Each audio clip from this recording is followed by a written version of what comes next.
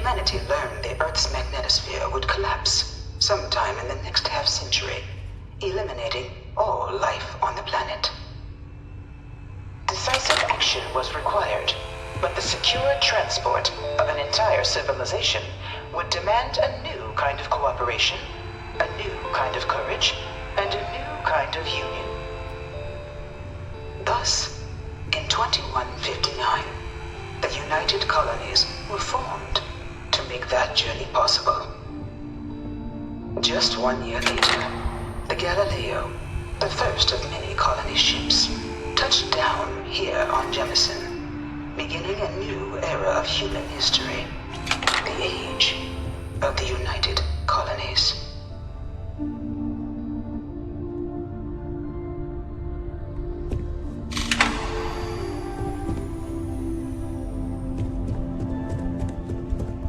From their foundation, the United Colonies strove to provide all their citizens with opportunity, security, and peace. But there were those among the UC that still wanted something more: independence. So in 2161, the UC issued the Centaurus Proclamation, granting UC citizens the right to settle distant worlds and form their own sovereign powers. It wasn't long before the first new faction, the Free Star Collective, was formally organized in 2188, later followed by House Varun, revealing themselves to the universe in 2230.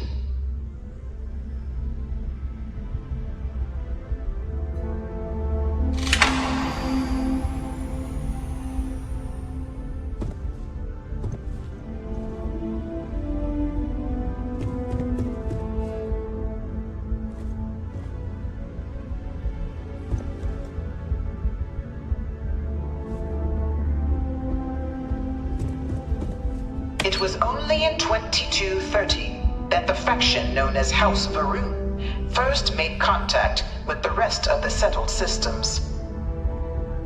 Founded by the passengers of a colony ship that had left New Atlantis and disappeared 4 decades earlier, House Varun was a faction unlike any other. A theocracy dedicated wholly to the beliefs of its isolationist founder, Jinan Varun. House Varun initially made overtures of peace towards the rest of the settled systems. They claimed their only intention was to spread the word of their god, the Great Serpent. But none could have guessed that this worship might take the form of a bloody war, the Serpent's Crusade.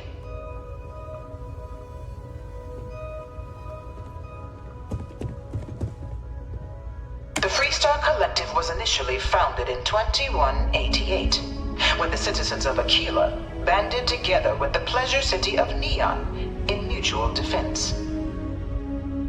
But in 2194, after the deployment of a UC medical star station in orbit around their world, the citizens of Narion also requested to join the collective. The resulting rise in tensions between the Freestar Collective and UC culminated in the settled system's first intergalactic conflict, the Narion War.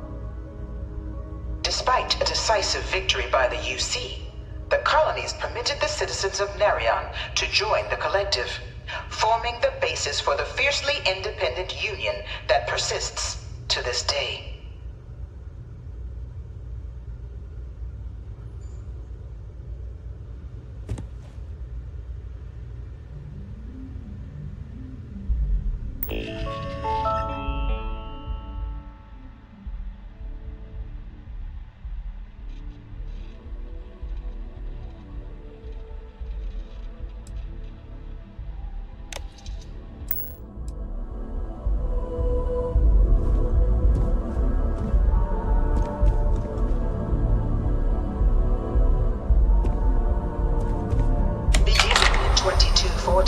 House Varun forces declared all-out war on the rest of human civilization, initiating the Serpent's Crusade.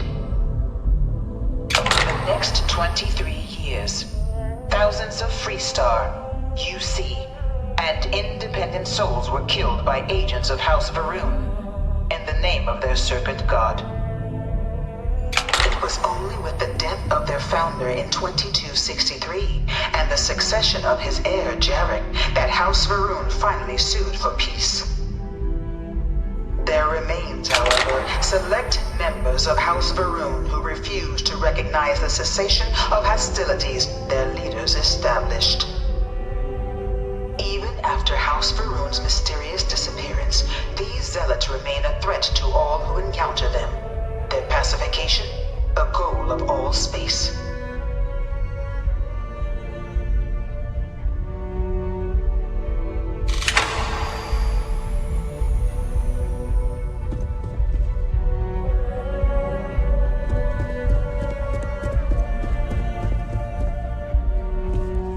Of the many conflicts between the galaxy's factions, none was more brutal than the recent colony war between the UC and the Freestar Collective. Set off by the unauthorized Freestar colonization of Vesta's Pride in 2308, a direct violation of the Nerion Treaty, the colony war spread quickly across the galaxy.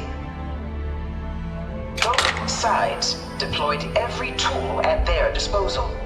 Armadas of warships, mechanized combat platforms, or mechs, even bioengineered alien creatures, the infamous UC xeno-weapons. It was only in 2311 at the Battle of Cheyenne that the scales finally tipped, the Freestar Collective, utilizing their civilian fleet as a human shield, successfully crippled the superior United Colonies Navy. After their shocking victory against the galaxy's greatest navy, the Freestar Collective offered terms of peace, which the colonies, out of an interest in staving off any further human costs, accepted. The galaxy has been rebuilding ever since.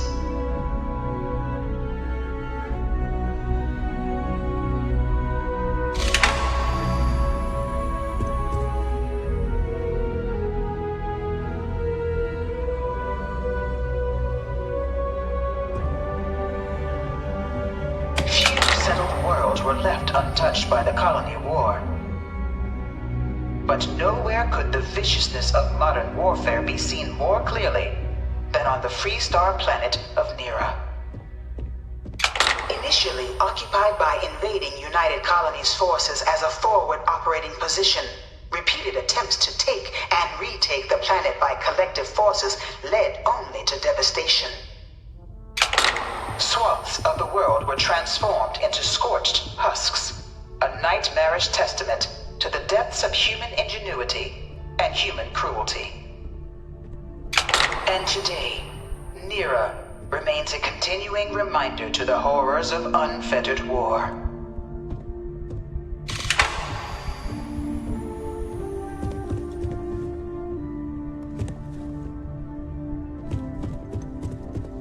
This thing's like an artist's rendition, right? No animal can be this ugly in real life. One of my slates said terramorphs can control people's minds. But that can't be true.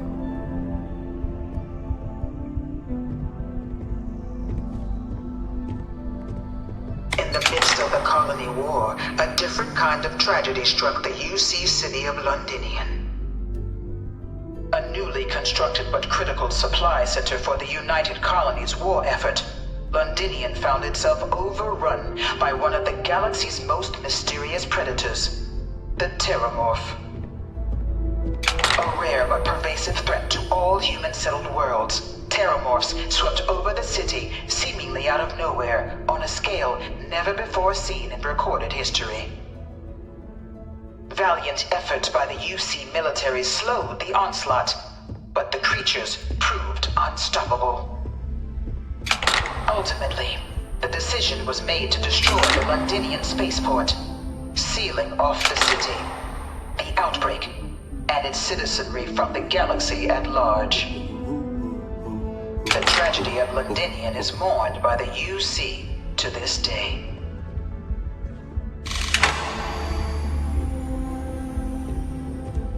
Dad wanted me to apply for the administration track at school, but I'm going to be a I xenobiologist. really hope this is just a phase. Science division or nothing.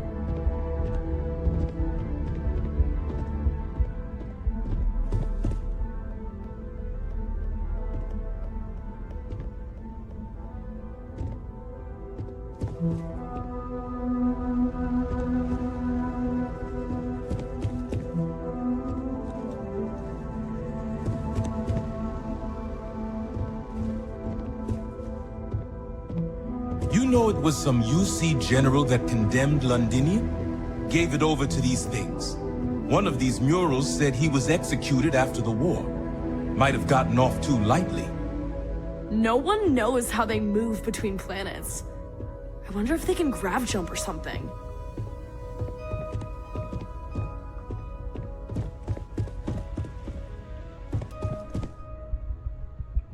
After the devastation wrought by the Colony War, the UC and the Freestar Collective came together to ratify a treaty that became known as the Armistice.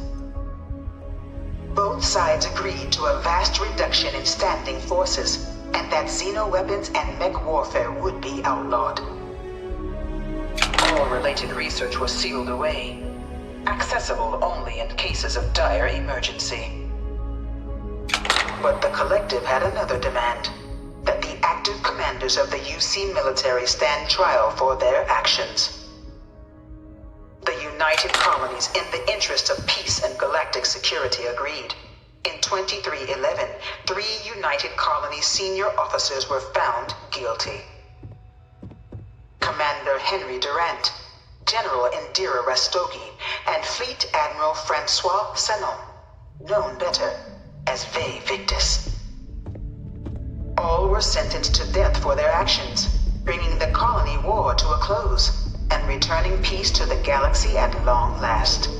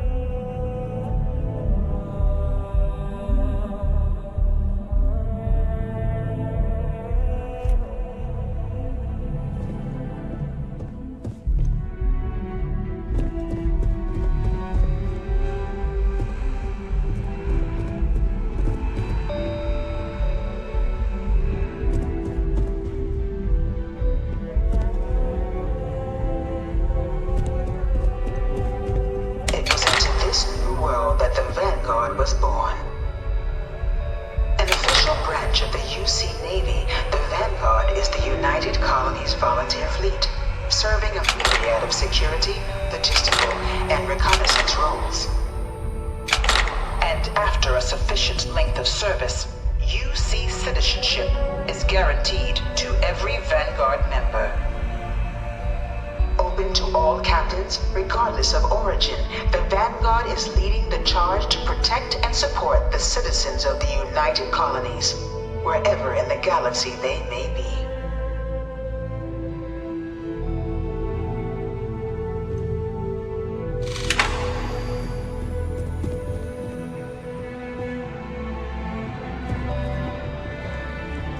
You looking for the exam room?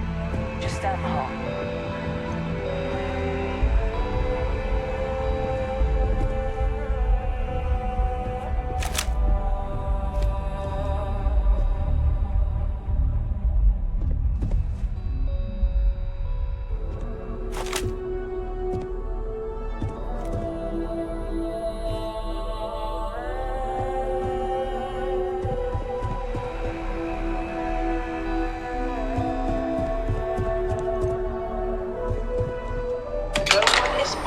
United Colony citizen. Only through service to the UC can one hope to earn one's citizenship. But the UC prides itself on taking care of its people. cost of living controls mean citizens pay less than their foreign counterparts for needs big and small. All citizens are issued a grant upon joining to get themselves on their feet. And only UC citizens have the opportunity to purchase property, getting the chance to live in one of the most beautiful cities in the settled systems. By joining the Vanguard today, you too can begin earning your place here in the heart of galactic civilization as a citizen of the United Colonies.